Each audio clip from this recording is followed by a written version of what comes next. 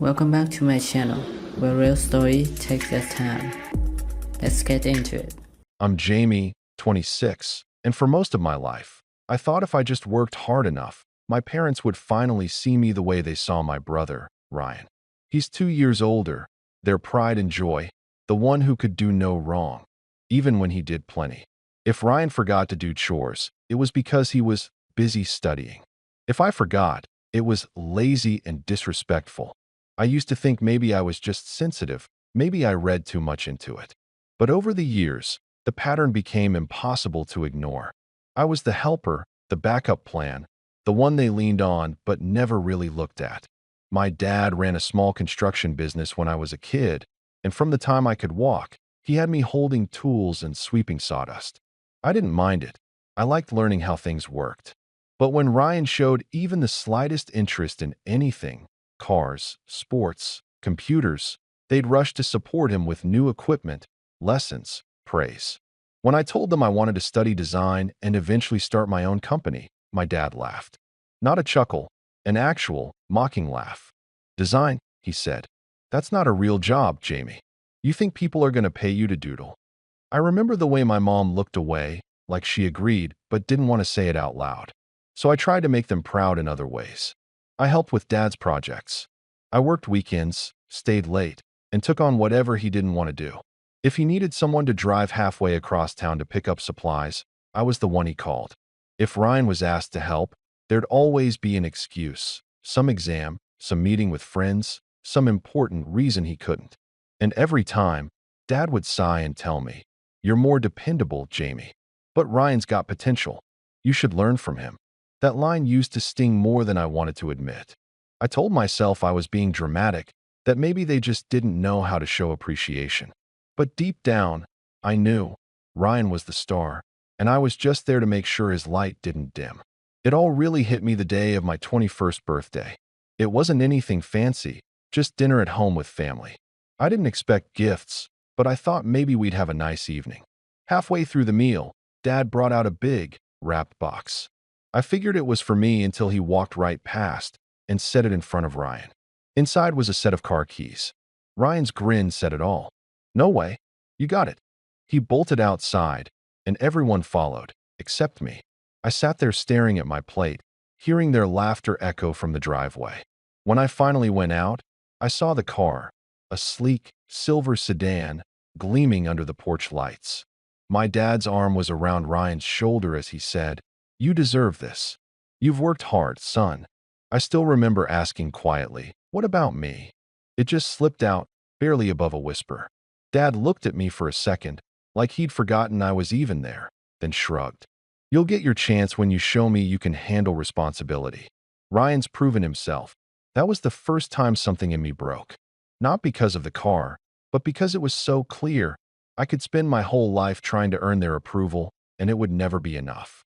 I went back inside, trying to swallow that lump in my throat, but Dad followed me in. He stood there in the doorway, keys still dangling in his hand, and said, "You need to stop dreaming about nonsense and start doing something real. You're never going to amount to anything if you keep chasing those silly ideas of yours." The words burned into me. I didn't argue, didn't cry. I just nodded, pretending it didn't matter, but that sentence echoed in my head for months afterward. After that night, something changed. I stopped volunteering to help with his business. I stopped waiting for their praise or trying to win them over.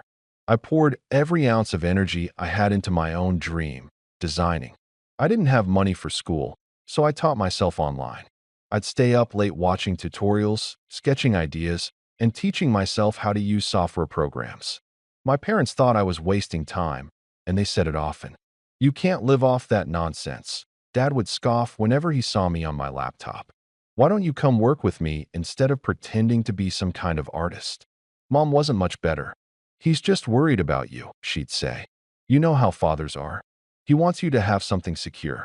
Ryan's going places, you should think about doing the same." I wanted to shout that I was doing something, that I was working harder than Ryan ever had. But I learned to stay quiet, to keep my plans to myself. The more they doubted me, the more determined I became. For years, I balanced odd jobs, delivery work, small repairs, anything that paid enough to cover bills. Every spare moment went into building my portfolio. I started freelancing under a small name, designing logos, websites, and packaging for local businesses. Most clients didn't know I was working from my bedroom, sometimes on a borrowed laptop that froze every 10 minutes. Slowly, though, the work started piling up. People liked what I did. Word spread.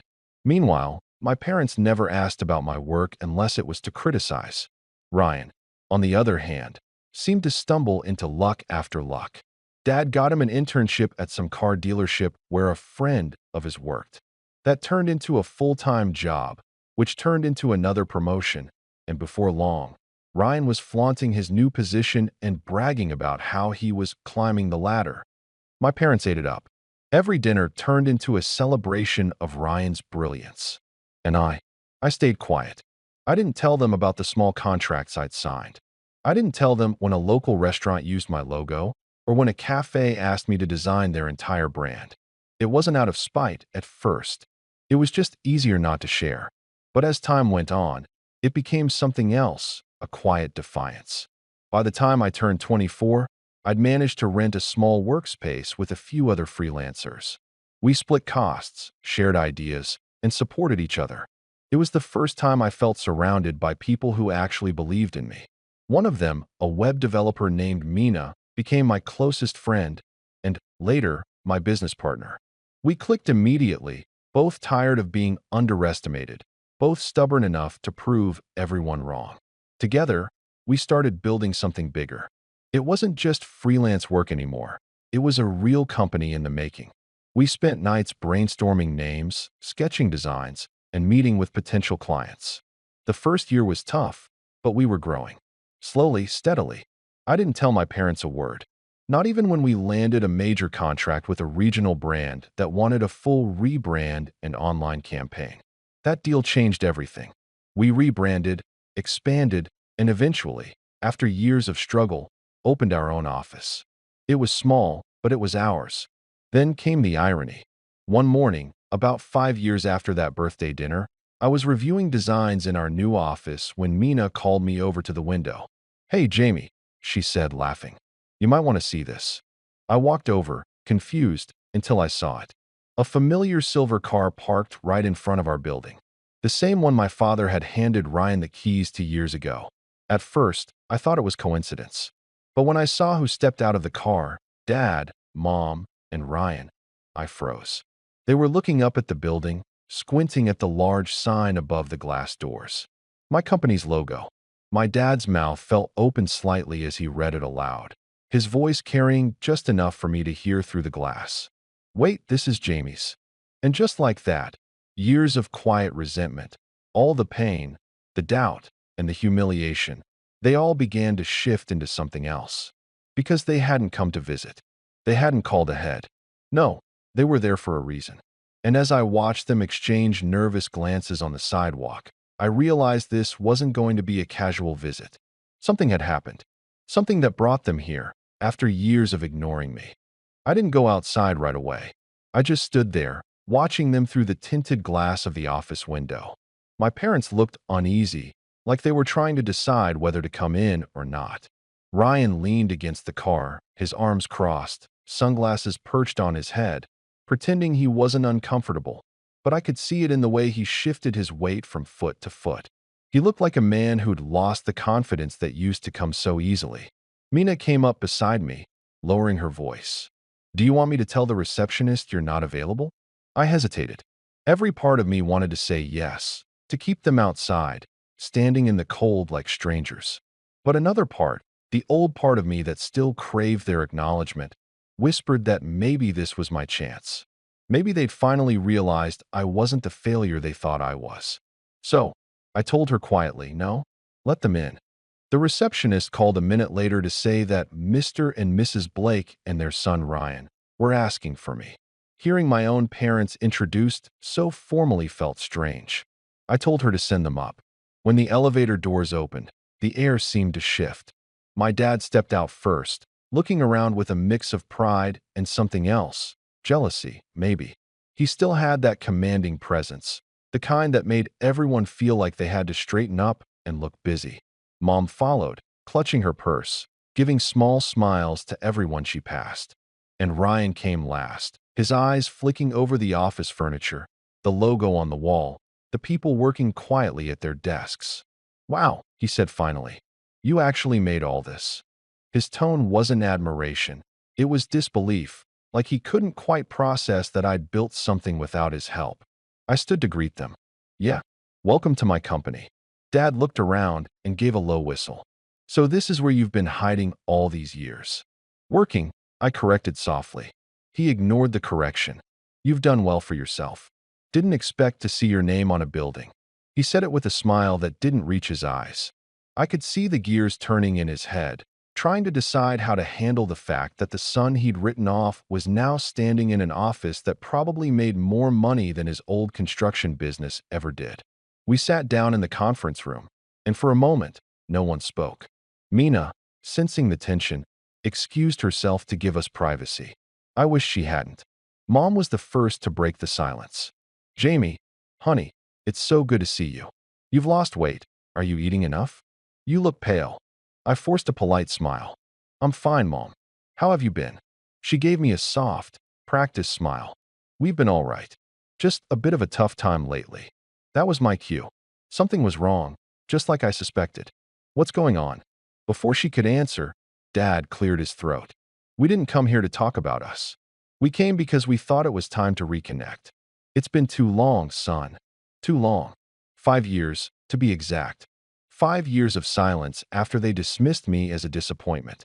Not one call on my birthdays, not a single visit, not even a text asking if I was doing okay. And now they just appeared at my office talking about reconnecting." I leaned back in my chair. "Why now?" Dad shifted uncomfortably. "Things change. Families should stay together. We've all made mistakes." I gave a humorless laugh. "You mean I made mistakes?" Ryan rolled his eyes. "Here we go." I turned to him. "Go ahead, Ryan. Say what you want to say." He smirked. "You're acting like we're the bad guys here. You're the one who cut everyone off. You didn't come to Mom's birthday, didn't show up for Christmas." "I wasn't invited," I interrupted. Mom frowned. "We thought you were busy. You always made it sound like you were too important for family gatherings." I felt a flicker of the old frustration bubbling up. "No, I stopped coming after Dad told me I'd never amount to anything. I figured you'd all be happier without me ruining the celebration." Dad sighed loudly, like I was being dramatic. "Jamie, that was years ago. You know how fathers talk. I was trying to push you to do better. By telling me I was worthless?" He spread his hands. "And look where you are now. Maybe it worked." The sheer gall of it almost made me laugh. He actually wanted credit for my success, as if belittling me had been some kind of motivational tactic. I kept my composure, though every nerve in me screamed. "So this visit, it's not about reconnecting, is it? What do you need?" For a second, no one spoke. Then Mom started fidgeting with her purse strap, avoiding my eyes. Ryan's smirk faltered. Dad cleared his throat again. "Well, since you asked, the truth is, the company's been struggling. Construction's not what it used to be. We've had to downsize, and, well, Ryan's job was tied up in that." My eyes flicked to Ryan. "You lost your job?" He gave a sharp nod, clearly hating the admission. "The dealership closed. Not my fault." Dad jumped in. "We've hit a rough patch. I figured since you've got this place now, maybe you could help out. Just until we get back on our feet." There it was. The reason they were here. The sudden interest in reconnecting had nothing to do with love or regret. It was about money. I didn't respond right away. I just studied them. The same people who'd made me feel invisible for years, sitting in my office now, asking for help like nothing had ever happened. Mom leaned forward. "We know you've done well for yourself, sweetheart. And we're so proud of you, truly. But your father's business, it's part of our family. It's what kept us all going for years. Maybe you could invest a little? Help us get back on track." Ryan added, "You could even redesign the company's image or something. You're good at that, right?" The way he said it, like good at that, was a hobby, not a career, made my stomach tighten. I folded my hands on the table. "So you want me to bail you out?" Dad's jaw tightened. "I wouldn't call it that. We're family. Families help each other. Like when you gave Ryan a car and told me I'd never amount to anything." His expression hardened. "That was a long time ago. You can't keep holding on to that. I took a slow breath. Maybe not. But I do remember every time you dismissed what I was working toward. Every time you said I was wasting my life. Every time you called me a disappointment. You didn't believe in me, Dad. You didn't even try to. Mom reached across the table. Jamie, please. We're just asking for a little kindness. You have so much now, and your father's pride. Well, it makes it hard for him to ask for help. Don't make this harder than it has to be. Her voice softened at the end, the way it used to when she wanted to guilt me into doing something. It still had that same effect, a pang of old, familiar guilt tightening my chest. Ryan sighed loudly, breaking the silence. Honestly, Jamie, I don't see why you're being so difficult. You've got more money than you can spend. What's a few thousand to you? You wouldn't even have this company if Dad hadn't pushed you. You should be thanking him. That line hit me like a slap. I turned slowly toward him. You really think that? He shrugged, smug again. Yeah, he toughened you up. If he hadn't called you out, you'd still be wasting time sketching little pictures at home. Dad smirked slightly, like he agreed. That was when I realized something. They weren't here to apologize. They were here to rewrite history. They wanted to turn my pain into their victory, my success into proof that they'd raised me right. They needed me to believe it too, so they could walk out feeling proud instead of ashamed. But I wasn't that kid anymore. I stood slowly. I think we're done here. Mom's eyes widened. Jamie, please. I'll have someone show you out, I said, trying to keep my voice steady. And Dad, next time you need help, don't pretend it's about family. Just be honest. You need money. That's all this is.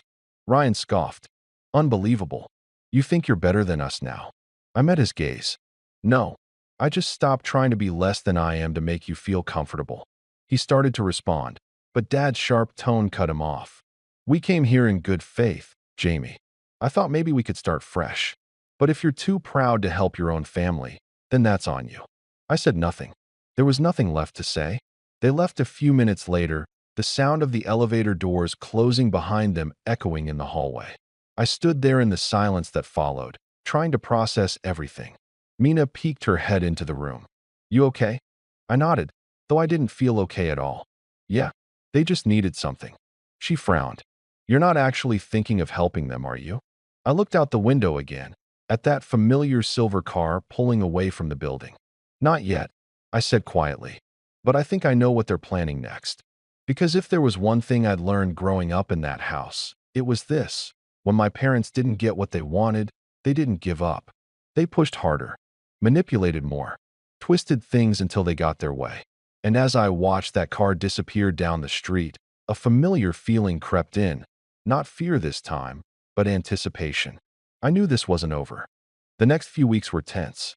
I tried to focus on work, on expanding the business and securing new clients. But every time I saw an email notification pop up with Dad or Mom's name in it, my stomach twisted. They started sending friendly messages, family updates, small birthday wishes, even photos of Ryan's new apartment. At first, I ignored them. I didn't want to let them worm back into my life with their subtle manipulations. But then, one evening, my phone rang. I almost didn't pick it up, but curiosity won. Jamie. Mom's voice was soft, tentative, almost vulnerable. It was strange, like I was hearing a person I hadn't really known for years. Hi. I just wanted to see how you were. Everything okay? I hesitated. Her tone felt rehearsed. I'm fine, Mom. Busy with work. Oh, I know, you're always busy. I just thought, maybe you'd like to come by for dinner. Ryan's in town, and we'd love to see you. I could hear the unspoken message. Come, and everything will be fine. The way she worded it, it sounded like a reunion, like an olive branch. Something inside me urged me to refuse, to remember all the times they'd dismissed me, humiliated me, and used me as the family punching bag. But another part, an older, quieter part, wondered if maybe things had changed. I'll think about it, I said carefully. They didn't push. They never did. That alone felt like progress. I arrived at their house that Friday evening. The air smelled faintly of the candles Mom always lit, and the food she only ever seemed to make for show. Ryan was there, of course, looking uncomfortable and out of place in a suit I knew he had borrowed for some business meeting. He smiled nervously when he saw me, But there was no warmth, no real acknowledgement. Dinner started politely enough. Small talk, family anecdotes, the usual questions about my work. I kept my answers short, careful. I wasn't here to be charmed or coaxed into feeling guilty. I was here to observe, to see what they wanted now. Midway through, Dad cleared his throat. Jamie, there's something we'd like to talk to you about. I raised an eyebrow. Oh, Mom chimed in, smiling. We were thinking, maybe it's time to get the family business back on track. We've had some setbacks, as you know. And Ryan, well, he could use a mentor. Someone with your skills could really help turn things around. Ryan smiled sheepishly. Yeah, you're amazing at design and organization, Jamie. You could really. I cut him off. Wait, so you want me to help because Ryan needs a mentor, not because you actually care about me or my life? Dad stiffened. That's not fair. We just want to see the family succeed. I laughed quietly, bitterly. Family succeed? You mean Ryan succeed while I'm supposed to support him after years of being told I wasn't enough? Mom reached across the table, her voice gentle but firm. Jamie, please, don't make this harder than it has to be. We just want you to be part of the family again. I pulled my hand back. Part of the family? You don't get to decide what being part of the family means. You don't get to hand me crumbs after years of dismissing me, after telling me I'd never amount to anything. The tension in the room thickened. Ryan looked embarrassed. Mom and Dad exchanged a glance, almost like they were silently agreeing on a strategy. And then it happened. Ryan leaned forward, eyes bright with something I didn't recognize. Actually, Jamie, Dad and Mom suggested something else. They said if you're willing, you could even invest in the business, help get it back on its feet. It's not just mentorship anymore. You'd have a real stake in it. I froze. The words hit me like a slap in the face. They weren't just asking, they were expecting me to bail them out financially, to trust them with my hard-earned money, the money I'd scrimped, the money I had poured into my company and my dreams while they mocked me behind my back. I don't think that's a good idea, I said carefully. Dad's tone sharpened. Jamie, don't make this difficult. We're asking nicely. We're family. You can't just turn your back after all these years. I shook my head. No, you don't get to guilt me into risking what I've built. Not after everything. Ryan's face fell. But, Dad said, I don't care what he said. I interrupted. I care about the fact that this is about money, not love. You've never cared about what I've done for myself. Why would I hand over anything to someone who spent years belittling me? Mom's expression hardened. Jamie, this isn't just about money. It's about trust. You've built this life, yes, but we thought maybe you'd see the value of family, the value of working together. I laughed quietly. Trust? After years of manipulation? After Ryan got everything handed to him while I worked for scraps? Dad slammed his hand on the table. We've supported you. We gave you everything you needed to succeed. I felt a surge of anger, of disbelief. Everything I needed? You gave me nothing. I had to teach myself to fight for every opportunity while you coddled Ryan at every turn. I was your free labor, your safety net, your punching bag. That's what I got. And now you want me to hand over my money? To trust you? The room went silent. The only sound the faint ticking of the wall clock. Ryan shifted uncomfortably, avoiding eye contact. Mom's lips pressed into a thin line, clearly frustrated that her gentle manipulation hadn't worked. Then Ryan made the biggest mistake of all. You know, he said slowly, almost hesitantly, we could just take the company ourselves. Dad and Mom said they'd let me run things if you weren't willing to help. I stared at him, feeling like the floor had dropped out from under me. Wait, what do you mean, take the company? Ryan leaned back, smirking faintly. They said it's the family business. If you don't want to invest or help, then I could take over. I mean, legally, they said I'd have a claim if you walk away. The betrayal hit me like a physical blow. My own brother, my blood, was ready to seize what I had built, with my parents egging him on. All those years of favoritism, all the times I'd been dismissed, all the work I'd poured into this company, it could be stripped away by the people I should have been able to trust the most. I felt dizzy. My heart raced. I wanted to scream, to cry, to run, but none of it would change the fact that my family had, in a single moment, revealed their true colors. Dad spoke, his voice tight. Jamie, don't make this personal. It's business. You've been doing well, yes, but the company has always been part of the family. It's not wrong for Ryan to step up. Mom nodded, her eyes unusually hard. We raised both of you. Ryan deserves the chance too. I could feel every betrayal layered on top of the next.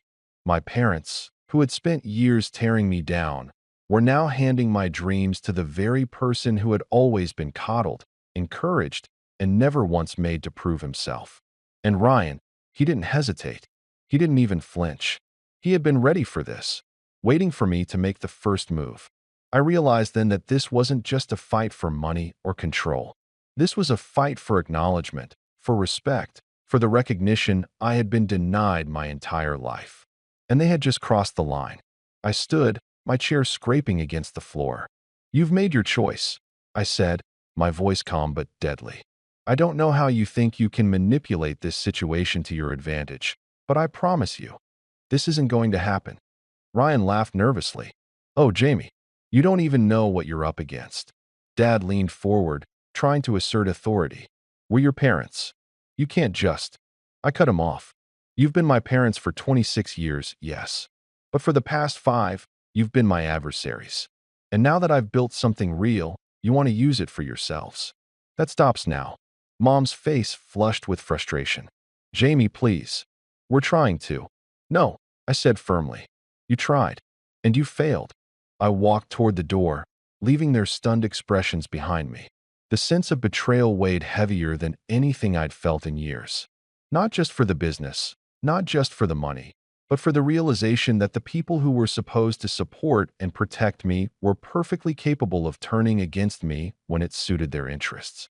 As I stepped into the night air, the cold hitting my face, I knew one thing with absolute clarity. They had underestimated me. They had assumed that I would crumble under the weight of guilt, that I would allow my own family to take what I had built. But I wasn't that person anymore.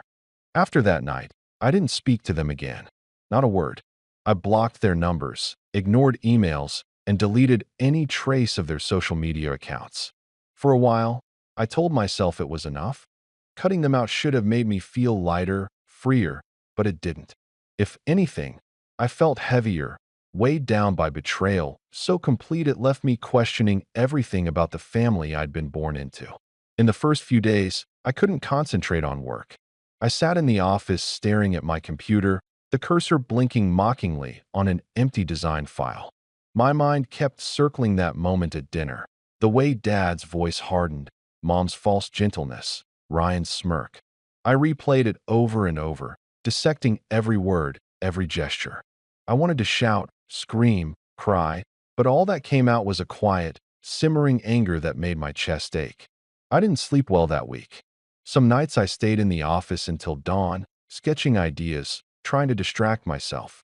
Other nights I wandered the city streets, pretending I was just out for a walk, when really I was thinking about how I could protect what I'd built. Mina noticed my mood. You're not okay, she said one morning, handing me a coffee. Her tone wasn't just concern. It was sharp, like she was used to seeing me bottle up my feelings. Talk to me. I shook my head. I will. Later. She didn't push. She knew me well enough to know that when I said later, it meant I needed time to process, to plan, to figure out my next move. And that's exactly what I did. For weeks, I worked harder than ever. I reviewed every contract, every client account, every financial detail. I double-checked our intellectual property, our branding agreements, everything that Ryan or my parents might even remotely try to interfere with. I created backups of every design file, every digital asset. I made sure our legal team was ready, not because I was planning to sue them yet, but because I wasn't about to let them touch a thing. At the same time, I quietly expanded. I took on new clients that had previously been out of reach. I invested in marketing, in hiring a few more talented designers, and in building our online presence. Mina and I brainstormed new projects, new services, ways to scale. By keeping a low profile, we avoided attracting attention from anyone who might try to undermine us. One night, a little after midnight, I found myself alone in the office. The building was quiet except for the hum of the computers. I leaned back in my chair and looked out the window at the city lights. For the first time in years, I felt a spark of excitement, not fear.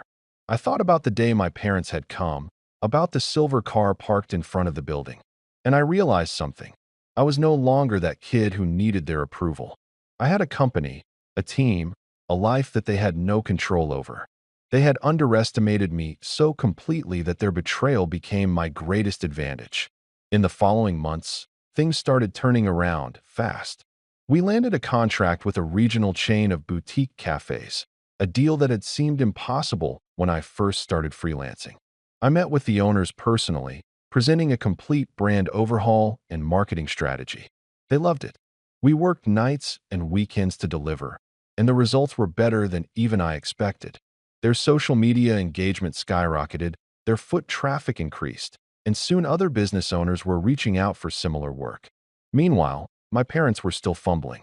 I heard through mutual acquaintances that Dad's construction business had lost another contract, and that Ryan was struggling to keep the dealership gig alive. They were floundering while I quietly strengthened my position, expanding into new sectors, hiring talent, and building a reputation for excellence. It felt strange at first, this reversal of fortune. All those years of rejection, of being told I would never amount to anything, had taught me patience, resilience, and resourcefulness. Now, the very skills that had been mocked, the determination, the self-sufficiency, the ability to create something from nothing, were exactly what allowed me to rise. One evening, Mina came into the office carrying 2 cups of coffee. She leaned against my desk, a grin on her face. "You're glowing. Something good happened today." I laughed, a little bitter, a little triumphant. "Good? I guess. We just got our biggest contract yet. Nationwide coverage for a chain of boutique hotels. This could change everything." Her eyes lit up. "I knew it. I knew you'd get there. They all underestimated you. You were always underestimated." I nodded, feeling the truth of that sinking into my bones. Every insult, every dismissal, every belittling remark from my family had prepared me for this moment. And now, I wasn't just surviving, I was thriving. By the next year, our small team had grown into a full-fledged creative agency. We had multiple offices, clients across the state, and a portfolio that made competitors take notice. I stopped worrying about Dad and Mom entirely, though I kept tabs on them quietly. Through mutual contacts and occasional social media browsing, I saw them struggling. Their pride, once so inflated, now seemed brittle. Ryan had moved back home, working odd jobs, his confidence dented. And Dad, well, he looked older, more tired, the commanding presence I remembered from my childhood replaced with a kind of anxious restlessness. I didn't celebrate their misfortune. I didn't even gloat aloud. Instead, I focused on building something stronger, something that could never be taken from me. Every client, every project, every contract became a brick in a wall I was constructing between myself and the toxic influence of my family. But even as I grew stronger, even as I expanded and gained recognition in my field, a quiet part of me couldn't let go entirely. That part still remembered the betrayal at dinner, the moment Ryan had openly threatened to take what was mine. That part still wanted to see them face the consequences of underestimating me. And slowly, I began to lay the groundwork. Not through confrontation, not through rash actions, but through careful, deliberate planning.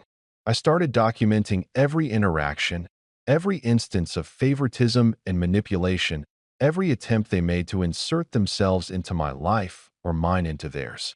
I consulted legal experts, not because I wanted to sue them immediately, but because I wanted to know my rights. I researched business protections, ownership laws, and intellectual property measures. Every precaution was a small, silent promise to myself. I would never be vulnerable to them again. Mina noticed the shift in me. "You're not just running a company anymore," she said one night as we reviewed a client proposal. "You're building an empire." I smiled, though it was tinged with a shadow of something darker. "I guess I am. But it's not just about the company. It's about proving to myself that I don't need them, that I can build a life they can't touch, no matter what." Weeks turned into months, and the company continued to flourish. We hired specialists, expanded into international markets, and even started winning awards for our design and branding work. I was busy, consumed, but in a way that was fulfilling, not suffocating. I felt alive, capable, powerful, and somewhere deep down, I knew the day would come when they would see it. Not just the success, not just the office, not just the logo. They would see me as I had always wanted to be seen. Independent, respected, untouchable. But I didn't plan to make it easy for them. Every decision, every contract, every client relationship I nurtured was another piece in a web that I was quietly spinning. A web designed to protect everything I had worked for and to make sure that if they ever came at me again, they would find themselves standing on the wrong side of someone who had learned, the hard way, exactly what it meant to betray trust.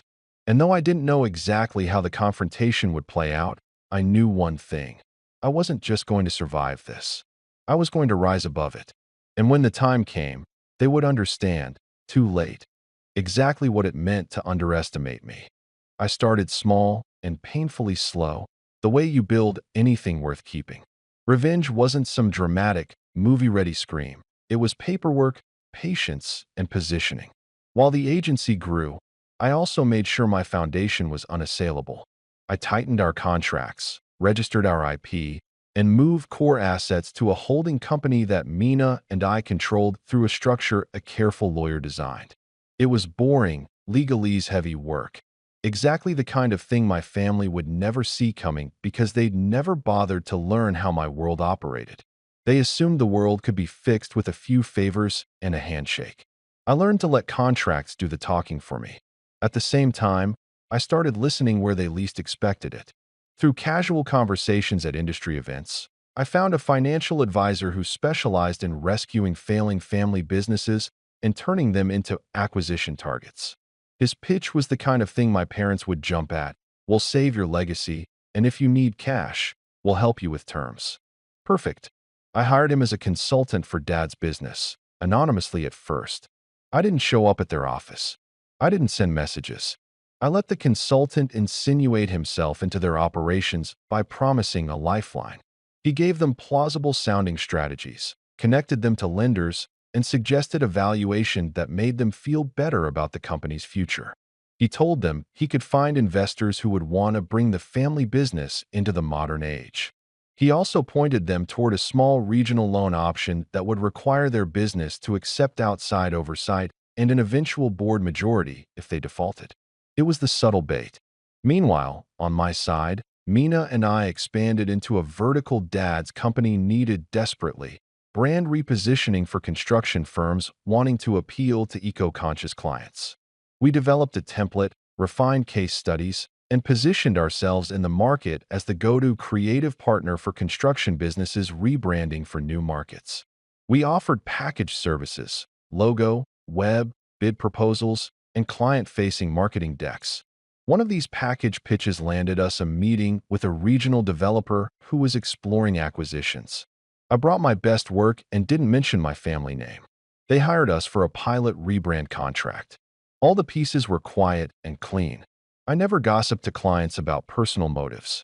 I answered calls, did the work, and let the results speak. When the developers saw the quality of the pilot, clean, modern decks that made aging local companies seem like they belonged in glossy magazines, they asked for referrals to firms undergoing change. My consultant, who by that point had been given more access to Dad's books than he realized, started whispering our name into ears that mattered. He fed leads that naturally connected my agency to clients in my parents' industry while steering my parents toward the risky loan and the idea that a legacy investor might rescue them. The betrayal that finally counted as revenge wasn't a smash and grab. It was slow foreclosure by competence. Dad and Mom, desperate and trusting the wrong advice, agreed to the loan. The contract terms were ugly once you read past the flattering proposal. Clauses that allowed the lender to appoint a board majority after 6 missed payments, and a clause that permitted the lender to solicit third-party service providers to assist in modernizing operations. When the first payment came due and their cash flow projections, built on optimistic assumptions the consultant helped them craft, fell short, the lender moved quietly to appoint administrators. The administrators then did what administrators do. They looked for ways to stabilize revenue and reduce risk.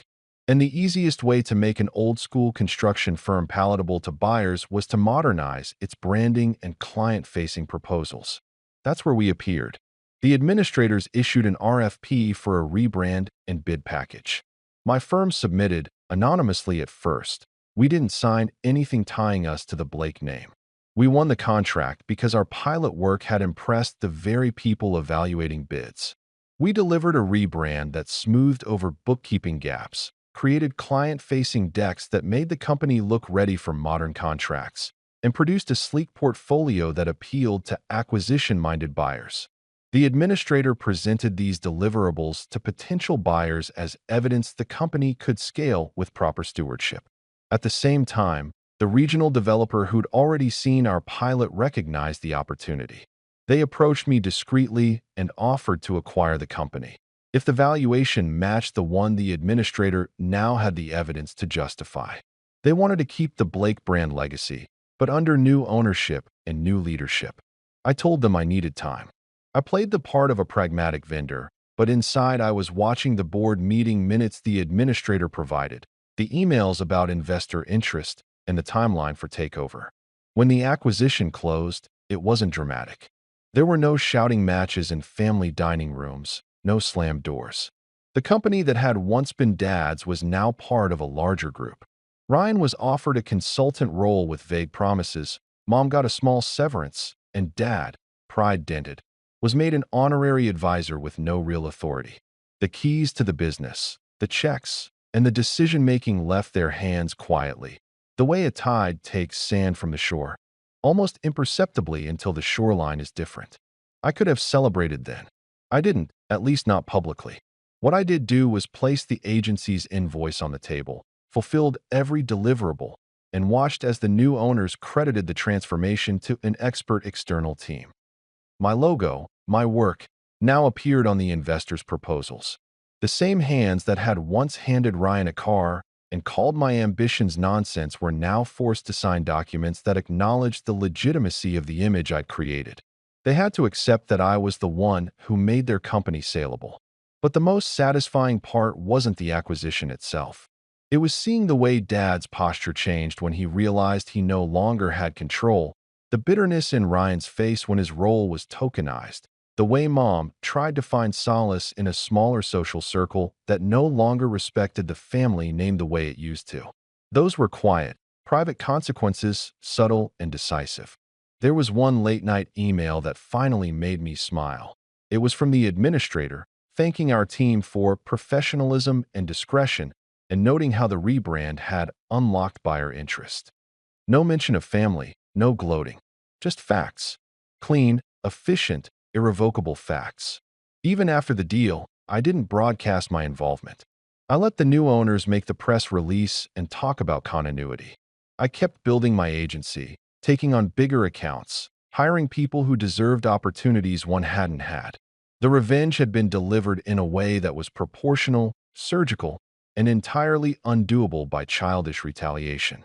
I'd used my work to shift power and protect myself. But this isn't the end of the story. The acquisition closed, yes, and the Blake's business is under new management, but the ripple effects are only beginning. There are family dinners with strained small talk, whispered rumors, and the kind of anger that simmers and looks for cracks. I have more to secure: trusts, future contracts, and a way to make sure Ryan can't quietly lean on anyone to try and see something again. And there's something else, a secret the administrator mentioned in passing, a ledger entry that hinted the consultant who'd pushed the loan was not fully independent. I'm not done untangling who pulled which strings, and I want to know who else thought they could profit off my family's collapse. After the acquisition closed and the dust had settled, life took on a strange, almost surreal calm. My agency kept growing, and for the first time in years, I didn't have to glance over my shoulder or worry about interference from my parents. Yet, as much as I had shielded myself from them, the fallout was unavoidable. The Blakes, Dad, Mom, and Ryan, were suddenly thrust into a reality they hadn't prepared for, a world where their sense of entitlement collided violently with consequences they couldn't manipulate away. Dad, The man who had once carried himself like he owned the room found himself reduced to a figure of whispered pity in local industry circles. The builders and suppliers who had respected him no longer called on him for contracts, seeing instead an aging, indecisive man whose business had collapsed under poor management. He tried to reach out to former colleagues, subtly asking if he could consult, but the reputation of his business had been irreversibly damaged during the acquisition process.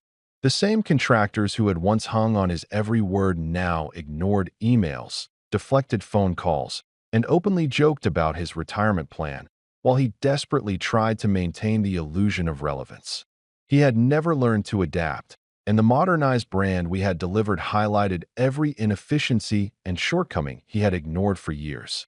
It was painful to watch from the shadows, but I couldn't suppress a sense of grim satisfaction knowing he finally understood what it meant to be powerless. Mom, always the diplomat and manipulator, suffered differently. Her social network, once a comfortable bubble of influence and curated friendships, slowly eroded. People she had relied on for status and validation began to distance themselves, noticing the gap between the persona she projected and the reality of her diminished circumstances. She had always used charm and appearances to assert control, but when those tools no longer translated into tangible influence, when she could no longer call a favor, secure an introduction, or insinuate herself into a position of authority, her confidence crumbled. I learned through a discreet mutual acquaintance that she had begun attending self-help seminars and local social events, desperate to re-establish her identity as someone relevant. Yet each time, she left with the same invisible walls keeping her from any real connection. The woman who had once used guilt and emotional leverage to bend me into compliance was now faced with the harsh lesson that influence cannot be bought with charm alone. It must be earned, honestly, which she had never done. Ryan's downfall was the most immediate.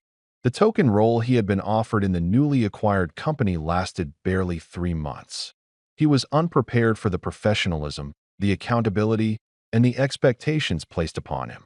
Small mistakes, a missed deadline, a poorly drafted client email, an inability to read data or respond appropriately to management requests, compounded until the new leadership quietly asked him to step down.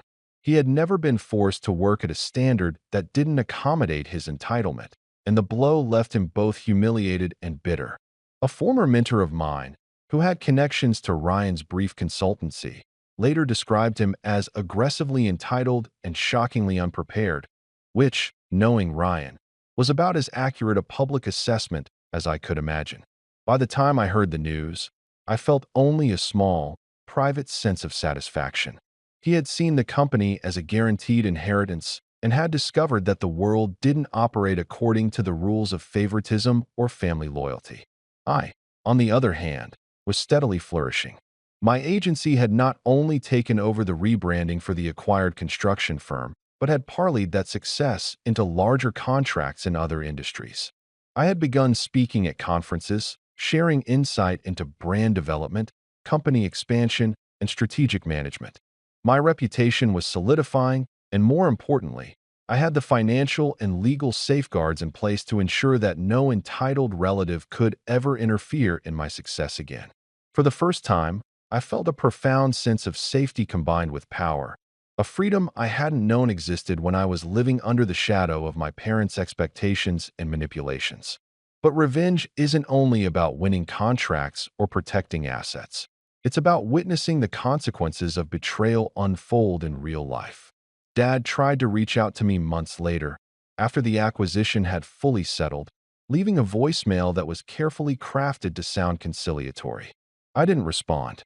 He sent emails, each more desperate than the last, offering apologies and subtle suggestions that we reconsidered past mistakes together. I saved them all in a folder marked evidence, a silent reminder that even the attempts to manipulate or guilt me now were impotent. Mom sent a similar string of messages, her tone alternating between sorrow and passive aggression. And Ryan, well, he sent an awkward LinkedIn connection request, which I left pending, the way one might leave a tick stuck to clothing, visible but irrelevant. The psychological fallout on their end was evident to anyone paying attention. Dad became quieter, less assertive, and occasionally caught staring into the distance with that old pride now replaced by anxiety. Mom's self-assured tone slipped at social events, her carefully maintained posture cracking when someone mentioned the construction firm's recent acquisition or the modern rebrand. Ryan's attempts to re-establish himself in the local business scene were met with skepticism, subtle rebuffs, and, in some cases, thinly veiled mockery. Their collective sense of dominance had evaporated, leaving them to confront the reality that I had not only survived their manipulations, but had flourished precisely because I had been underestimated and dismissed. Meanwhile, I expanded further. I purchased a modest building near the city center and opened a satellite office with my name displayed prominently, my logo, my vision, my rules. One morning, as I walked past the parking lot, I saw a familiar sight. The silver car my parents had once lavished on Ryan now parked neatly in front of the building. I smiled privately. That car, once a symbol of favoritism and disregard, was now an accessory to my success, standing as a subtle reminder of how far I had come. The irony wasn't lost on me. The same family that had flaunted a material token of success to belittle me now had to witness the product of my labor, my intelligence, and my resilience towering over their gestures of entitlement. It wasn't a loud, confrontational victory. It was quiet, complete, and irreversible. They had chosen to betray me, underestimate me, and manipulate me for personal gain. In doing so, they had handed me all the leverage I needed to protect myself and to demonstrate, calmly and effectively, that actions have consequences. They suffered in their own ways. Dad's reputation diminished, Mom's social influence eroded, and Ryan's entitlement clashed violently with reality. And I, finally, could exist in the world as someone untouchable by the very people who had tried to define my worth for so long. I stood in the office that evening, looking out over the city lights, Mina beside me. "They'll get over it," she said softly. I shook my head, smiling faintly. "They won't forget. But that's okay. They've seen the result of their choices. And that's all the lesson I need them to learn." The air was quiet, the hum of the computers soft in the background. I had my team, my business, my life.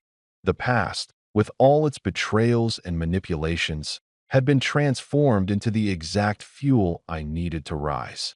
The silver car, the office building, the logo, they were symbols, yes, but they were also proof.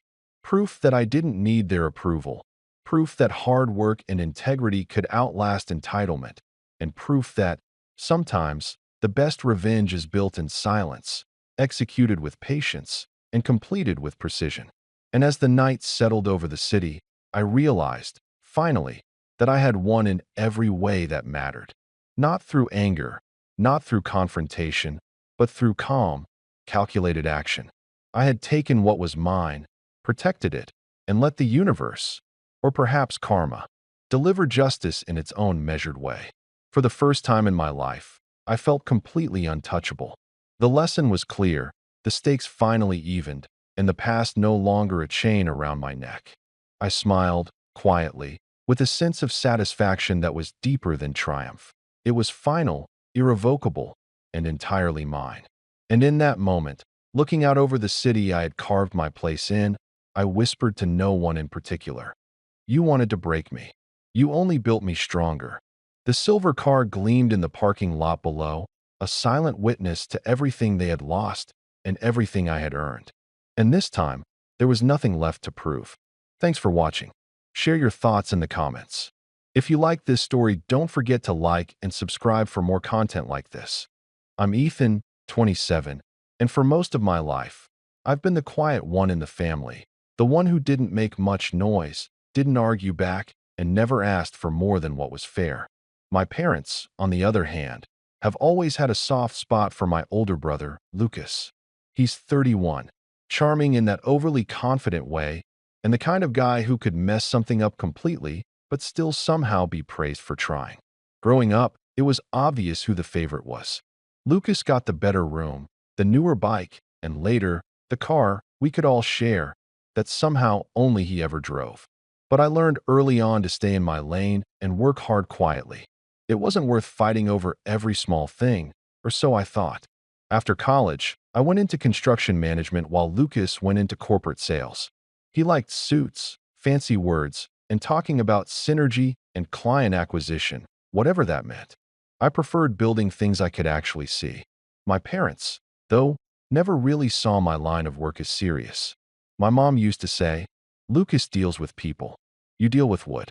And my dad would laugh, clapping me on the back as if it were just friendly teasing. But deep down, I knew it wasn't meant as a joke. It was just another reminder that I wasn't quite at Lucas's level in their eyes. About 2 years ago, I started my own renovation business. It was small at first, just me, a friend, and an old truck that coughed smoke every time I turned the key. But I worked nonstop. I saved, invested carefully, and little by little, it grew. I started getting bigger contracts, built a good reputation, and eventually, even hired a small crew. My parents didn't seem to notice or care much until I started talking about renovating the old family home. It had been falling apart for years. Water stains on the ceiling, cracked tiles, a porch that creaked like it was begging for mercy. At first, I only meant to fix the roof, but then my dad started saying how it's such a shame to let the place go to waste and how it'd be nice to see it in its old glory again. I offered to handle the renovation for free, thinking it'd be good for all of us. The house would increase in value, and I could show what my business was capable of. My parents were thrilled. "You'll make this place shine again, Ethan," my mom said, hugging me. "It'll be something we can all be proud of." For months, I spent nearly every weekend at that house. I replaced the floors, repainted the walls, modernized the kitchen, and even built custom cabinets by hand. I poured hours into it. After long work days, I'd go straight there and stay late into the night, sanding, wiring, patching, fixing. Lucas? He never lifted a finger. He'd show up sometimes, take a few photos, and say things like, "Man, it's really coming together," before disappearing again. My parents always smiled when he came around, saying how good it was to have both their sons involved, even though I was the only one actually working. Still, I didn't mind too much. I wasn't doing it for attention. I just wanted to do something meaningful, something that would last. Fast forward to last Sunday. My parents invited me over for lunch, saying it was just a casual family gathering. I didn't think much of it. Sunday lunches were a tradition, and despite the occasional tension, I still tried to show up. I got there around noon, and the smell of roast chicken filled the air. My mom had set the table nicely, candles lit. Everything looked almost celebratory. Lucas was already there, grinning like he'd won the lottery. We sat down, and after a few minutes of small talk, my dad stood up with his glass raised. "To Lucas," he announced proudly. "For his big promotion, regional director." We couldn't be prouder. Everyone clapped, and I smiled politely. I congratulated him, genuinely, because despite everything, I still tried to be the decent one. But then my mom stood up too, her eyes shining. "And we have another announcement," she said, glancing at Lucas before continuing. "We've decided to give Lucas the family house. He's done so well for himself, and it feels right that he has a home to settle into." I froze mid-bite. At first, I thought I'd misheard her. My fork hovered in the air as my brain tried to process what she'd said. "Given the house." I repeated slowly. "As in, the house I renovated?" My dad nodded, smiling as if it were the most natural thing in the world. "Well, yes. You did a fantastic job, son. It looks incredible. But Lucas is ready to start a family soon, and it's time that house had a real purpose again." I blinked, feeling something heavy settle in my chest. "And what about all the work I did? The money I spent? The materials? The labor?"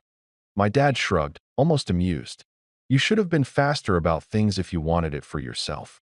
Besides, it's family. It all balances out, doesn't it?" Lucas chuckled, swirling his drink. "Come on, Ethan. You know I'll take care of it. You can come by any time." There it was. That same condescending tone he'd used our whole lives. The one that said he'd already won, and there was nothing I could do about it. My mom reached for my hand, smiling gently, as if she were offering comfort. "Sweetheart, don't be upset. You have your business, your success. Lucas just needs a bit of stability right now. You've always been the strong one." I stared at the tablecloth, my throat tight. Every word they said felt like a small twist of a knife. I'd renovated that house not just for them, but because I believed we were a family, that my effort meant something. But in that moment, it was clear. To them, my effort was just a convenient tool. I didn't say a word for the rest of the meal. They kept talking, laughing, toasting to Lucas's future, while I sat there quietly, my mind spinning. The more they spoke, the more it hit me. This wasn't about fairness or gratitude. It was about control. It had always been. When lunch ended, I stood up, thanked my mom for the food, and left without another word. On the drive home, my hands were shaking on the steering wheel. I felt a mix of anger and sadness that I couldn't even describe. I wasn't just hurt, I was done. Done being their afterthought, their backup plan, their responsible one. That night, I opened my laptop and went through every single business account, shared fund, and financial tie my parents had to me. When I first started my company, they'd helped a little, not much, but enough for me to feel I owed them something. So, in return, I'd given them a small stake in my company, just as a symbolic thank you. Over time, those stakes turned into steady monthly profits they'd come to rely on. I'd also added them as beneficiaries to a few joint investments because, back then, I thought it was the right thing to do. But not anymore. By midnight, I had removed their names from everything. Every account, every shared link, every automatic transfer, gone. Their access was completely revoked. For the first time in years, everything was truly mine. And I felt calm. Cold, but calm. The next morning, just as I was pouring my coffee, there was a loud knock on my door. Not a polite one, a furious, demanding one. I already knew who it was before I even looked through the peephole. My parents were standing there. My dad looked livid, my mom clutching her purse tightly. "Ethan," my dad shouted through the door. "What on earth do you think you're doing? Fix it right now." I didn't move. I just stared at them through the glass. For once, I didn't open the door. And for the first time in my life, it felt like I didn't have to. The knocking didn't stop for a long time that morning. It started as loud, angry pounding, and then turned into something more rhythmic, as if my dad thought persistence would somehow wear me down. My phone buzzed nonstop, first from him, then from my mom, then from an unknown number that turned out to be Lucas. I stood in the kitchen, sipping my coffee slowly while they yelled outside. Through the frosted glass, I could see my dad's familiar stance, hands on his hips, chin lifted like he was talking to a stubborn employee instead of his own son. "Ethan, open the door." My mom's voice came, muffled but sharp. "This isn't how you handle things. You're being immature." Immature. That was a new one. When I didn't respond, the yelling turned to pleading. "We just need to talk," she said. "Your father is upset, but this can be fixed." Fixed. Another word they always used when something didn't go their way. Eventually, they gave up. Or at least, they pretended to. I heard my dad mutter something like, "He'll come around," before they left. The quiet that followed felt strange. Heavy, but peaceful. For the rest of that day, I tried to focus on work. I had 3 renovation projects in progress and 2 potential clients to meet. My phone kept lighting up, but I muted it. I told myself I wasn't going to let them distract me. Still, it was impossible to completely shut off the noise in my head. Every memory of my parents' favoritism, every comment, every unfair decision, started coming back one after another like someone was flipping through an old, painful scrapbook. When Lucas failed his first job and moved back home rent-free, I was working 2 part-time jobs to pay off student loans. Dad told me, "Lucas just needs some time to figure things out. You're good with money, you'll manage." When Lucas crashed the car that was supposed to be shared, Dad replaced it, saying, "He's got a long commute, Ethan. You barely drive anyway." And when I launched my business and needed help getting a permit signed, my mom said, "We can't ask your father's friend for a favor for that. What if Lucas needs something more important later?" I had swallowed all of it. Told myself family was family. Told myself I was being mature. But now, seeing how easily they dismissed everything I'd done for them, it made me wonder if I'd ever really had a family at all. The next few days were quiet, almost too quiet. No calls from them, no visits. I should have known better than to think it was over. It started again on Thursday. I came home from a site inspection to find my mom sitting on the steps outside my building. She was holding a tray of lasagna, her peace offering, always. She smiled as soon as she saw me, though it didn't reach her eyes. "Hi, sweetheart," she said, standing up as I approached. "I thought maybe we could talk for a minute." I hesitated but unlocked the door. "5 minutes," I said quietly. Inside, she placed the tray on my counter and looked around. "You've done so well for yourself," she said, trying to sound casual. "I'm so proud of you." "Thanks," I replied, keeping my tone neutral. There was a pause. Then came the real reason she was there. "Your father's been really stressed," she started. "You know how he gets about finances. He says the accounts aren't letting him access the dividends anymore. Is there some kind of issue with the bank?" I looked her in the eye. "No issue," I said. "I removed your names from everything. Like I said, it's mine now." Her smile faltered. "Ethan, you can't just do that. We helped you start that business. You lent me a few thousand 5 years ago," I said calmly. "I repaid it, with interest. You didn't help me build it." She frowned, her voice rising slightly. "We supported you, emotionally, financially. You called my work manual labor and told your friends Lucas was the successful one." I cut in. "Let's not rewrite history." Her lips pressed into a thin line. "You're overreacting," she said finally. "Lucas's situation is different. He's always carried more responsibility. He's older." "Older," I repeated, almost laughing. "Mom, he's 4 years older and hasn't taken responsibility for anything in his life." She crossed her arms. "He's doing well now. He just needs stability, and the house gives him that. You'll understand one day when you have children." I took a slow breath. "No," I said softly. "I understand perfectly." For a moment, she looked like she wanted to argue again, but instead, she sighed dramatically. "You're breaking your father's heart, Ethan. He's only ever wanted what's best for you too." I didn't answer. I think she expected me to apologize, to soften. Instead, I walked to the door and opened it. "I think we're done." Her face stiffened. "You'll regret this," she said quietly before stepping out. The moment the door closed, I locked it and leaned against it, letting out a long breath I didn't know I'd been holding. My hands were trembling again, not from fear, but from anger I'd kept buried for years. By Friday, my dad took his turn. He didn't come in person this time. He called from an unknown number.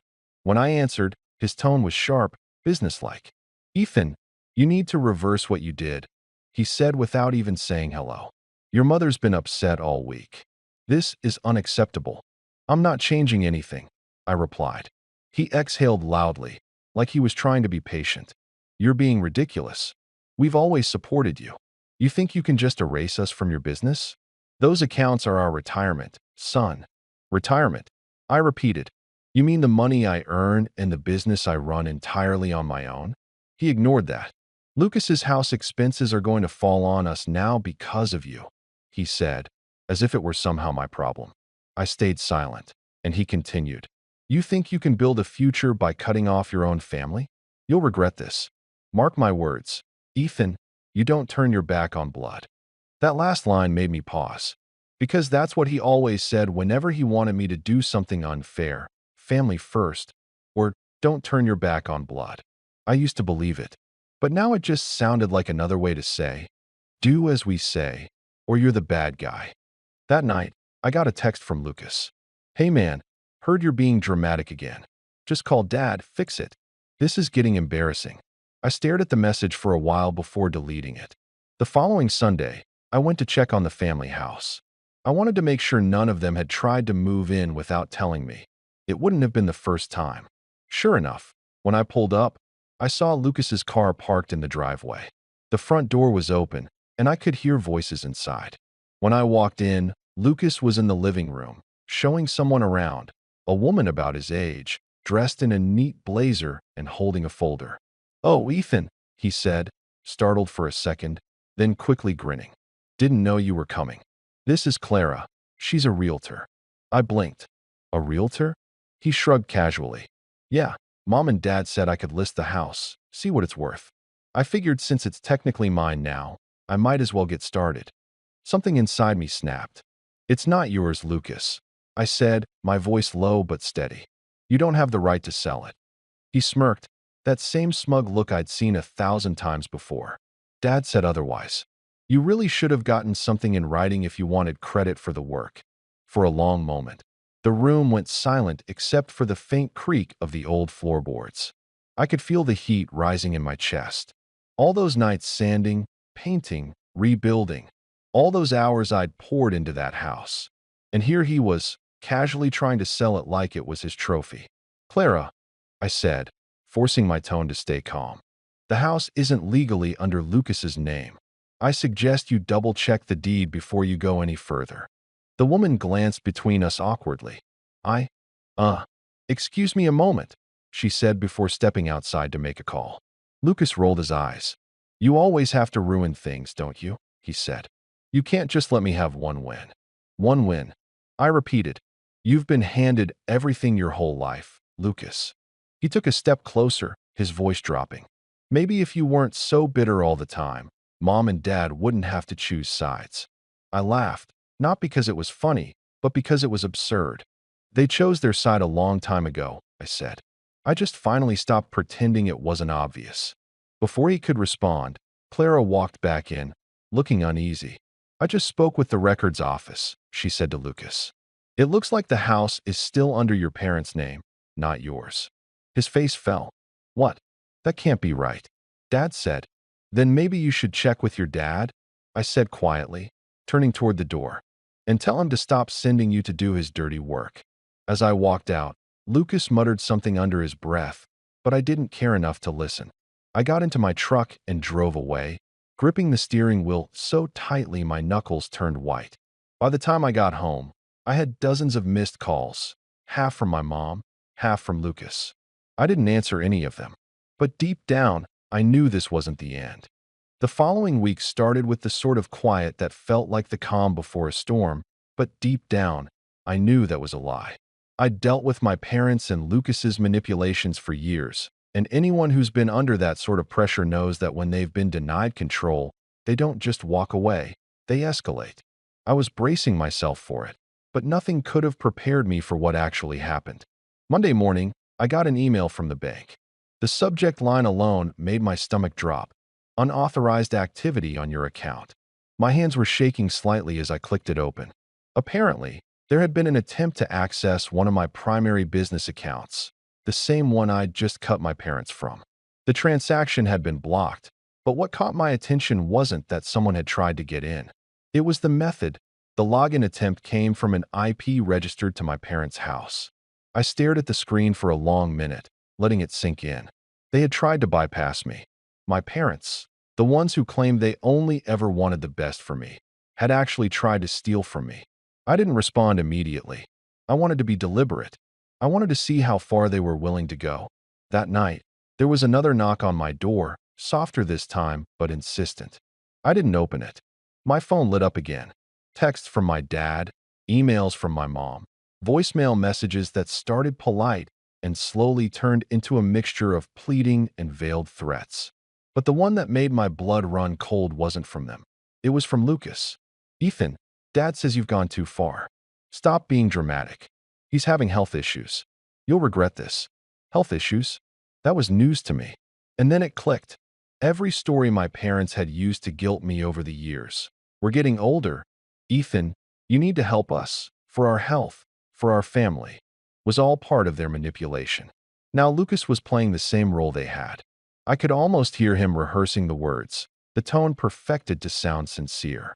I ignored the messages and tried to focus on my work. But by Wednesday, things took a darker turn. One of my crew members called me while I was on site. "Ethan, something weird is happening at the house project," he said, his voice tight. "We came in this morning, and some of the materials are missing, and the locks are changed." I froze. My mind raced.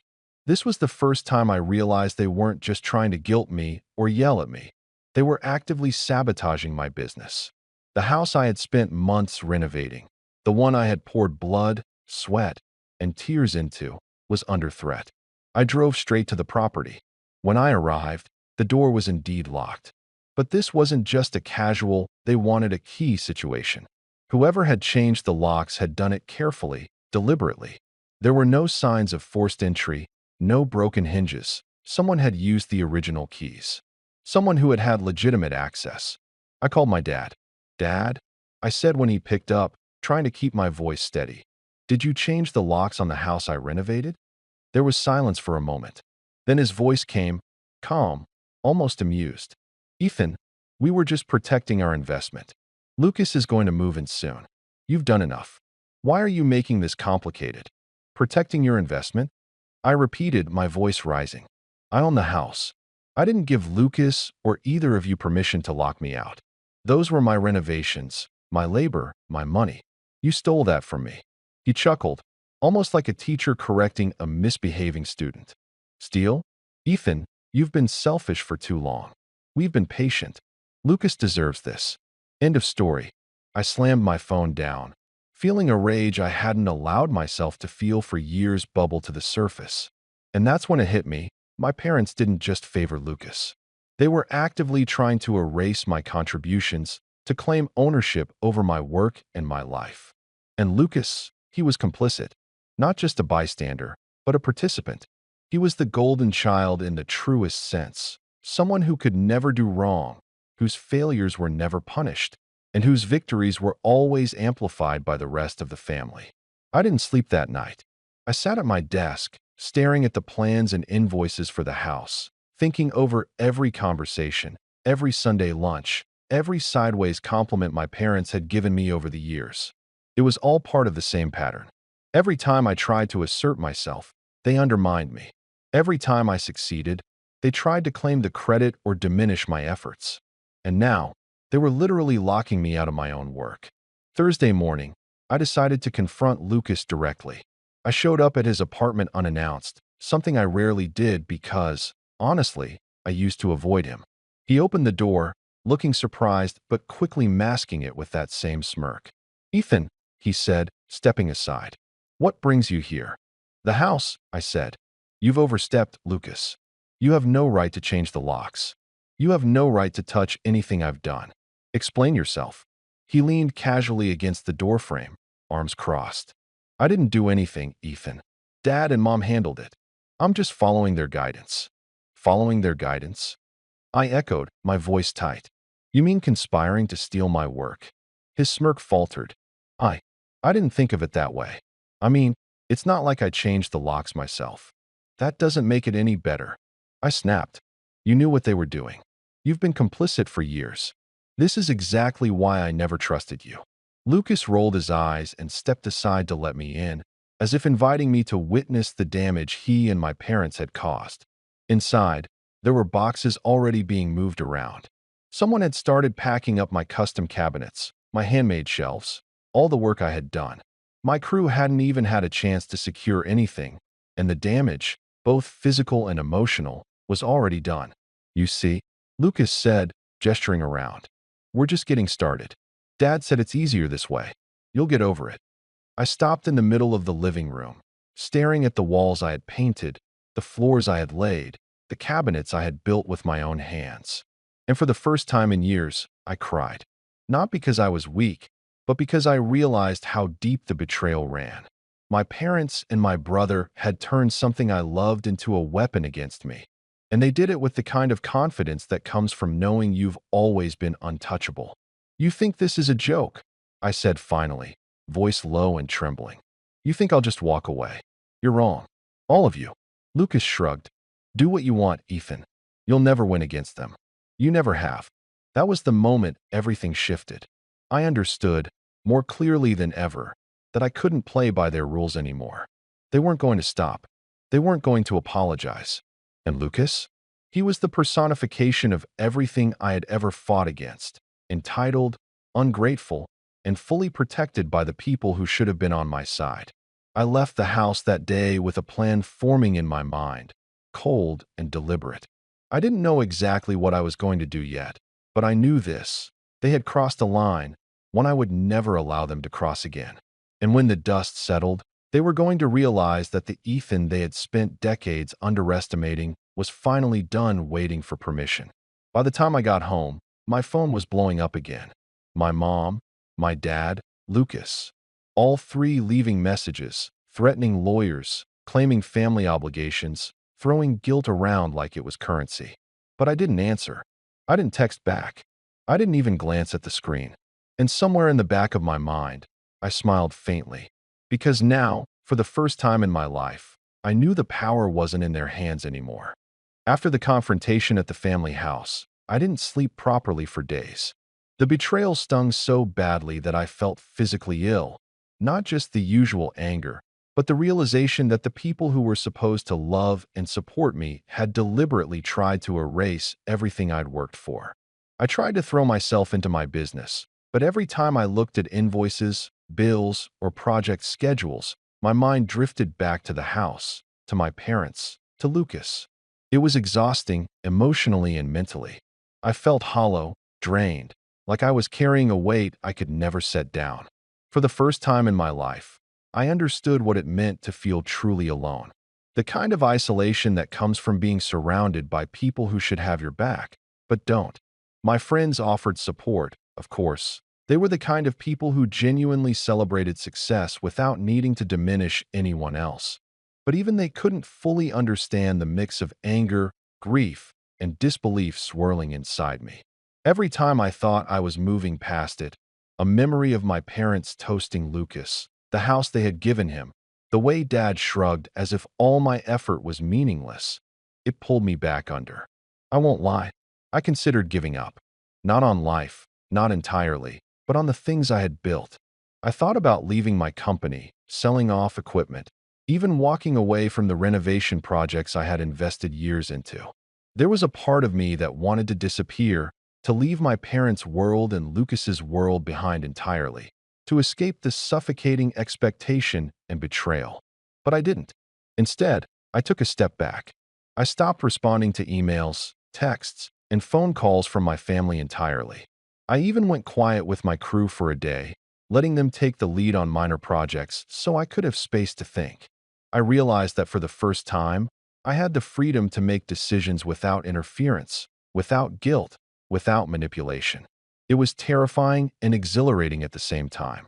I spent that week quietly surveying my finances, reviewing my business accounts, and making small but deliberate moves. I refined my bookkeeping, separating personal projects from business ones, strengthening contracts, and making sure no one could touch what I had worked for again. Every decision was deliberate. Every action was a safeguard. It was like rebuilding a fortress around myself, brick by brick, using lessons learned from years of watching my family wield control over me. During that time, I also focused on my projects with renewed intensity. Renovation contracts that had been languishing in negotiations were suddenly back on track. I stayed late, checked in with crews, handled permits and inspections personally. I was exhausted, yes, but there was a quiet satisfaction in being in control, in knowing that for once, the outcomes were determined solely by my effort and skill. By the second month after the house incident, things started shifting. Small victories came first. A client who had been hesitant signed a major contract after seeing the work I had done on the family home, not realizing the full backstory. Another client referred me to a friend who needed an urgent commercial renovation. My business began to grow steadily, not explosively, but consistently, like a river widening its banks quietly but surely. And the more my business grew, the smaller the world of my parents and Lucas felt. They had invested so much energy in controlling me that they didn't notice my independence, didn't see the quiet momentum building beneath the surface. It was a subtle shift at first, but it was powerful. I had power now, the kind that comes from self-reliance, from knowing that no one could take away what I had earned. Then came the real turning point, an unexpected opportunity. One of my renovation projects was a commercial building in a historic district. The city council had been debating its future for months, and suddenly, I was approached by a development company interested in hiring me as the lead contractor for a multi-building restoration project.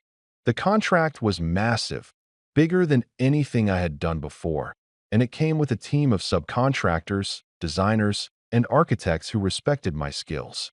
I took it, and in doing so, I realized something profound. My parents had not been the only people who underestimated me. I had underestimated myself.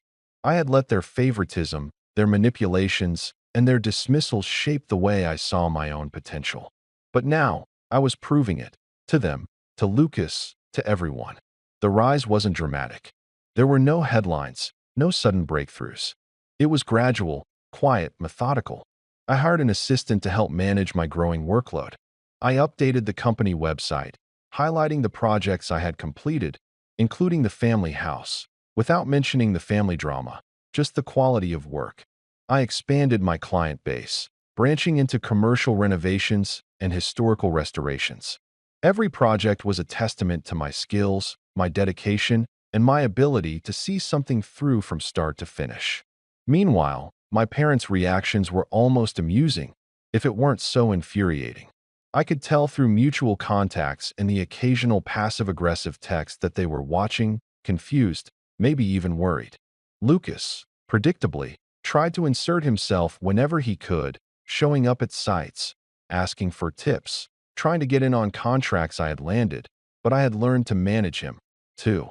He was harmless when contained, and my boundaries had never been stronger. I started planning more deliberately, thinking about ways to ensure they could never take advantage of me again. I reviewed legal documents, reinforced contracts, made sure that anything I touched, finances, property, business, was untouchable by them.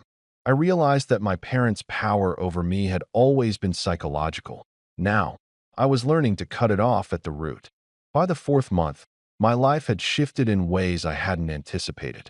I was busier than ever, making more money than I had ever imagined. And for the first time in years, I went to sleep without the weight of their judgments pressing on me. I didn't answer their calls, and when they texted or emailed, I let it go unanswered. I had learned that ignoring them was more powerful than arguing. One evening, after finishing a particularly grueling week on a large restoration project, I sat in my office overlooking the city. The skyline was glowing with sunset light, and I felt something I hadn't felt in a long time: peace. Not the kind of peace that comes from avoidance, but the kind that comes from mastery, knowing that I had built something lasting, something no one could take away. And I realized, slowly, that I had something even more important than the projects or the money. I had freedom. I had control. I had power. The shift wasn't immediate for my parents. They still tried. Passive-aggressive calls, veiled comments from Lucas, little attempts to guilt me with stories about family loyalty or health concerns. But I didn't respond. I let the calls go to voicemail. I let the texts sit, unread. Every time they tried to manipulate me, I reminded myself of what I had worked for, what I had built, and who I had become. At the same time, my crew, my clients, and my peers began to notice the change. They didn't know the full story, but they could see the confidence, the skill, and the authority in the way I handled projects. I wasn't just managing renovations anymore. I was leading teams, negotiating contracts, and making strategic decisions that affected multiple properties and clients. I was becoming someone my parents could never have imagined: independent, competent, untouchable. By the time 6 months had passed, the family house situation had faded from the forefront of my mind. Not because I forgave them, far from it, but because I had something better, a life entirely of my own making. I even started saving for a new property, one I could renovate, one that would never be touched or controlled by them. And this time, I would do it entirely on my terms. Yet, despite the rising success, there was still a tension that lingered. I could feel it whenever I ran into Lucas or my parents. They were aware, subtly, that I was no longer the passive, compliant son they had relied on for so many years. I caught glimpses of fear or frustration in their eyes, fleeting moments that told me they understood, deep down, that the balance of power had shifted. And that realization, that quiet, simmering acknowledgement, was intoxicating. It was in that calm, that quiet rise, that I started thinking bigger. Not just about protecting myself, not just about the next project, but about the future, about creating a position where they could never interfere, never undermine, and never manipulate me again. I had learned all their tricks, all their tactics, and now I had the ability to turn the tables. For the first time in years, I smiled at the thought of what was to come. I wasn't just surviving anymore. I was thriving. And when the time came, they wouldn't see it coming. By the time the next year rolled around, I had fully transformed the trajectory of my life. My business wasn't just surviving. It was thriving beyond anything I had imagined during those sleepless nights of frustration and quiet planning. I'd secured multiple high-profile restoration projects across the city, some tied to historical landmarks, others to modern commercial developments that brought in clients who didn't just pay well, but also respected my work. Every contract, every interaction, every handshake was a subtle reminder that I had earned my position, and no one, especially not my family, could touch it. But despite the professional success, I still thought about them, my parents and Lucas. Not out of longing or forgiveness, but because I wanted to make sure they understood the consequences of their actions. It wasn't about petty revenge or drama. It was about delivering justice in a way that was precise, controlled, and undeniable. I'd spent months observing their patterns, analyzing how they reacted to setbacks, and identifying the weaknesses they consistently exposed when they thought no one was paying attention. The opportunity came unexpectedly.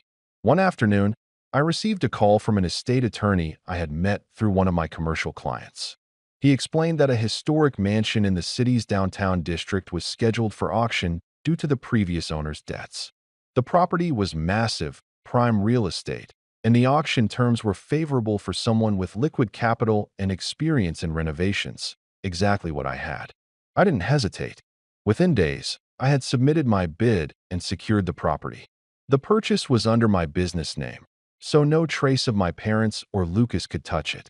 As I walked through the mansion for the first time, I felt the familiar thrill of creation, the thrill of turning chaos into something tangible, permanent, and entirely mine. I knew this property wouldn't just be a financial asset, it would be a statement. Meanwhile, I continued to watch my family. My parents were still trying to assert influence in their usual ways. They attempted subtle manipulations, dropping by my office under the guise of casual visits, sending helpful tips about managing contractors, or fishing for details about my business finances. Lucas, of course, remained blissfully arrogant, believing that my refusal to engage with him had somehow weakened me. The irony was intoxicating. They were operating under outdated assumptions about who I was, while I had quietly become untouchable. The plan began to take shape in my mind. It wasn't about rage. It wasn't about yelling or dramatics. It was about precision, timing, and patience.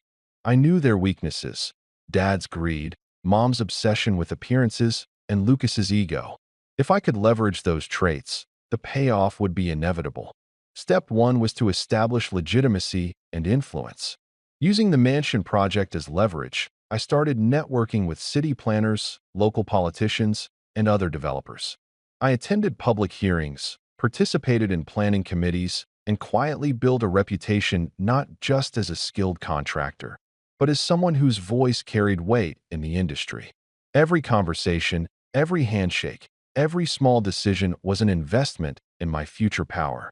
Step two was the subtle infiltration of their financial world. I had learned a lot from removing them from my accounts months ago, and I applied that knowledge carefully.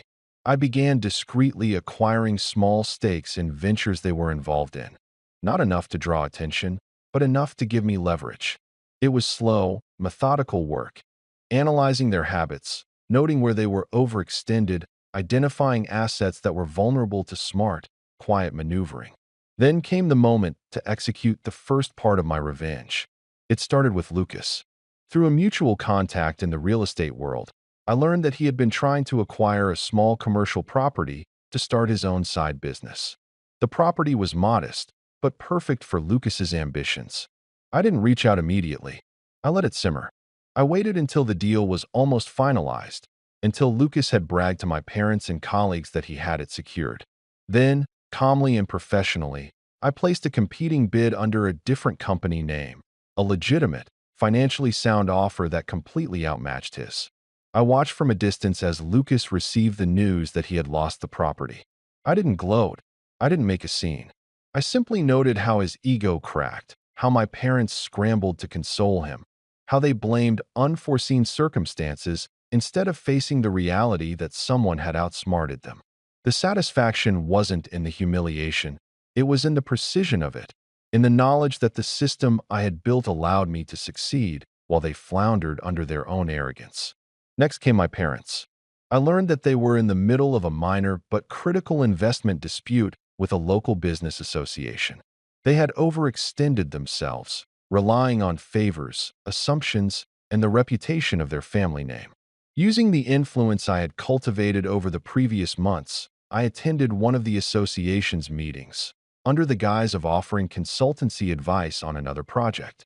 I listened carefully, asked questions that subtly exposed their lack of preparedness, and then offered solutions that made them appear incompetent.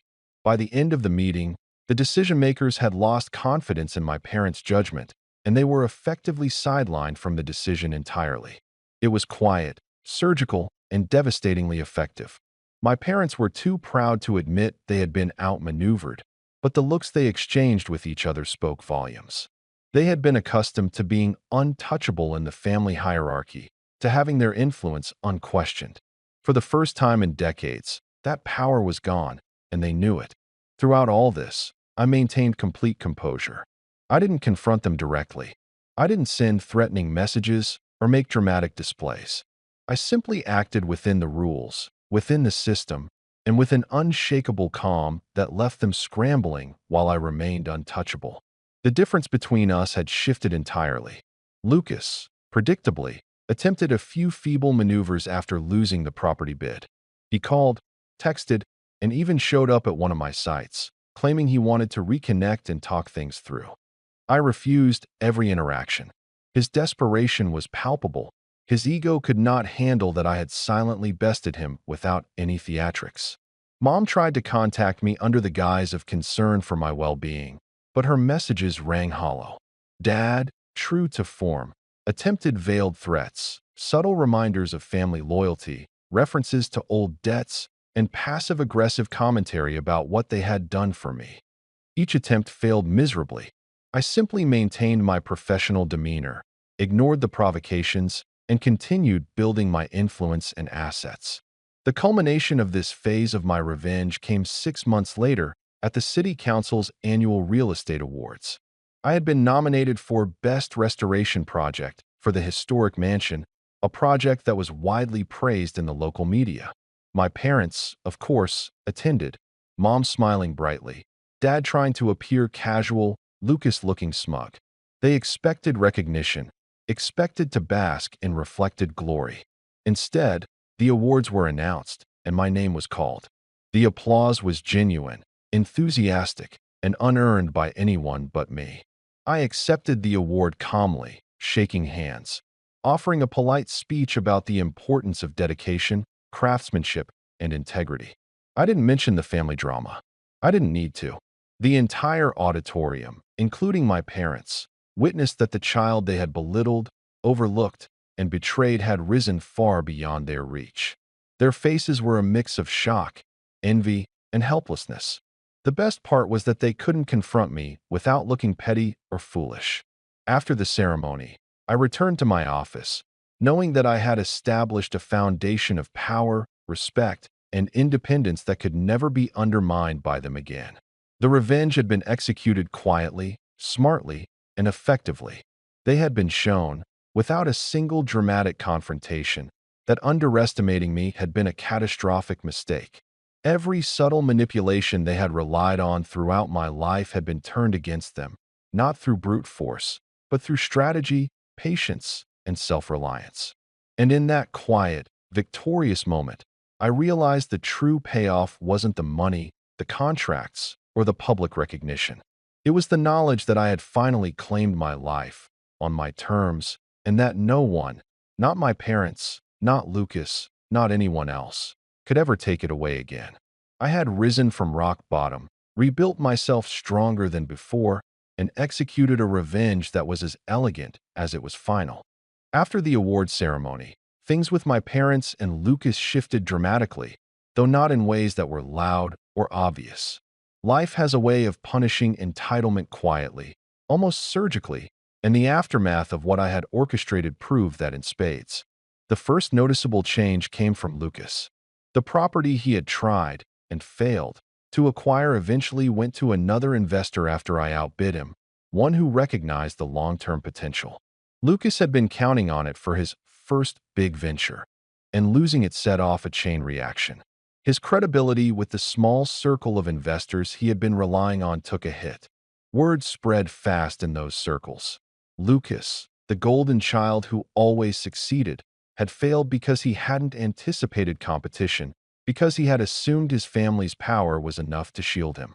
Lucas, predictably, lashed out at first.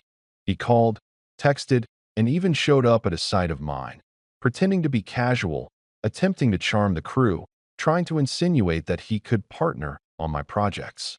I smiled politely, but the smiles didn't fool him. He quickly realized that nothing in my world, my business, my projects, my reputation, was up for negotiation. His calls went unanswered. His attempts to attend client meetings were blocked by my team. Slowly, I watched him retreat into the background. The same smirk he always wore replaced with a tight-lipped, frustrated expression. Lucas had no idea how utterly powerless he had become, and the gnawing knowledge of that helplessness was perfect revenge on its own. Then came my parents. They tried the usual methods at first: manipulative texts about family loyalty, half-hearted attempts to guilt me into making amends, casual dinners they assumed I would attend out of obligation. But by now, I had the experience, the patience, and the calm confidence to resist all of it. Every call they made went unanswered. Every email was archived and ignored, and each failed attempt chipped away at their sense of authority over me. More importantly, the consequences began to unfold in their own lives. They had always relied on influence and favor rather than skill and effort to maintain their status. Without my compliance, their carefully curated illusions of power started to unravel. Projects they had promised to investors stalled because they had overpromised, and no one in the local business community respected their advice anymore. They had been used to being untouchable in the circles that mattered to them, and I had shown, indirectly, that their influence could be bypassed, overridden, and quietly nullified. The shift was subtle, almost imperceptible to outsiders, but devastating to them. I had ensured that I remained completely clean and professional throughout everything. I didn't blackmail, I didn't sabotage directly. I simply operated within my own sphere of competence, patience, and strategy, letting their misjudgments and arrogance lead them to their own downfall. And that's what made it sting the most. They had created the conditions for their own failure, and there was nothing they could do about it. One morning, a few months after the mansion project, I received a call from a mutual contact who handled local real estate matters. The voice on the line was careful, almost hesitant. "Ethan, I just thought you should know your parents' investment with the association? It's gone sideways. They overextended themselves. Some of the partners are pulling out entirely. They're going to take a big hit financially." I smiled faintly but didn't say a word. Let them stew.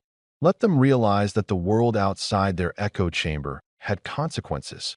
Consequences they had refused to learn from all those years. Meanwhile, Lucas was quietly floundering. I heard through the grapevine that a small development firm had cut ties with him, citing poor planning and lack of foresight. Even within the family, his constant need to flaunt himself, to show that he was successful simply because of who he was, began to erode trust. I wasn't the one dismantling his credibility. He was dismantling it himself with his arrogance. And it was beautiful in its inevitability. For me, life continued to improve in quiet, concrete ways. My business expanded. I acquired a second property to renovate, this one even larger and more prestigious than the mansion. I hired more staff, contractors, and project managers, building a team that respected me not because I was family, but because I had earned their trust, skill, and loyalty. My personal life felt more balanced than it had in years.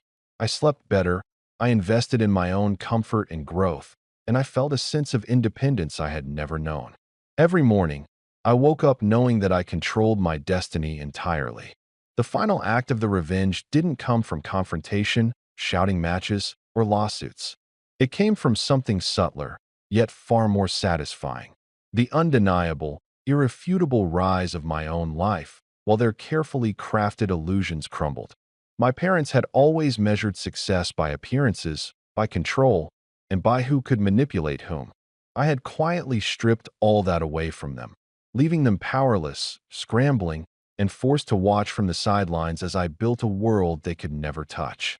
Months later, I received an invitation to a charity gala honoring young entrepreneurs. As I walked through the lobby, surrounded by people who respected and admired me purely for my accomplishments, I saw them, my parents and Lucas. They were there, yes, but they were shadows, fading in the background, trying to insert themselves into conversations, trying to cling to the periphery of influence they had once taken for granted. Their attempts to engage me were clumsy and obvious. I smiled politely and nodded in passing, but I didn't stop. I didn't speak to them. I didn't need to. In that moment, I understood the full measure of victory. They were still alive, still present, but the power dynamics had shifted completely. They were watching, trying to find a foothold, but there was none. I had won not by fighting loudly, but by rising calmly, strategically, and unshakably above their manipulations. The final, satisfying confirmation of their defeat came as I walked out onto the balcony after the gala, overlooking the city skyline at night. The lights reflected on the glass like scattered diamonds, and I felt the weight of everything lift from my shoulders. The sense of freedom, of control, of independence was intoxicating. For the first time in my life, I didn't have to measure my actions against their approval or fear their judgment. I was untouchable, unassailable, and fully alive in a way they could never understand. I whispered to myself, quietly, almost reverently, "Your games are over. Mine are just beginning." And in that moment, standing alone yet entirely in command of my life, I finally felt at peace, victorious, unshakable, and utterly free. The people who had once tried to steal everything from me were now powerless spectators in the world I had built from the ground up. Every slight, every betrayal, every condescending smile, every manipulated favor, it had all been accounted for. I had taken the lessons, the anger, and the pain, and I had transformed them into precision, patience, and power. My parents and Lucas could try to rebuild their lives, their influence, their egos, but nothing they did could touch the empire I had quietly and methodically established. As I stepped back into the gala, the noise of conversation and clinking glasses fading into a background hum, I realized the most important thing. I didn't just win. I had transcended. And in that final, indelible moment, I knew, with absolute certainty, that nothing and no one would ever be able to control me again. Thanks for watching. Share your thoughts in the comments. If you like this story, don't forget to like and subscribe for more content like this.